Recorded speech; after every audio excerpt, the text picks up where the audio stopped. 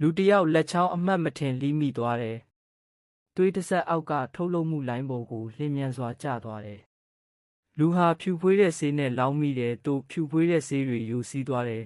။သူဟာပလင်းတွေပေါ်ကသွေးဆက်ကိုဂယုတစိုက်ရှာဖွေဖို့ကွန်ဗေယာပေါ်ကိုအလျင်အမြန်ပြေးသွားတယ်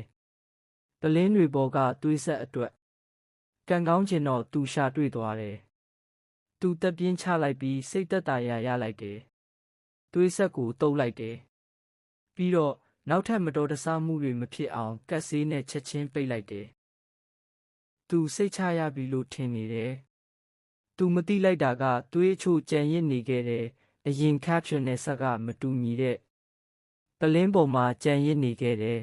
။ဒီသတင်းကလျင်မြန်စွာပြန့်နှံ့သွားတယ်။အာယုံစိုက်မှုကိုဖြစ်စေတယ်။ဗိုလ်ချုပ်ရဲ့တို့လူထုရဲ့ Ross ထွက်ပြေးနေရခြင်းနှစ်များကဘန်နာကိုအတွေ့အကြုံရင်လွတ်မြောက်နိုင်သူဖြစ်လာစေခဲ့တယ်။သူဟာမည်သည့်ပြဿနာကိုမဆိုခံစားသိရှိနိုင်ပြီးဒေသနာကျင်ရာကိုအသုံးပြု၍အထူးတပ်ဖွဲ့ကိုမြန်မြန်ဆန်ဆန်ရှောင်တိန်နိုင်ခဲ့တယ်။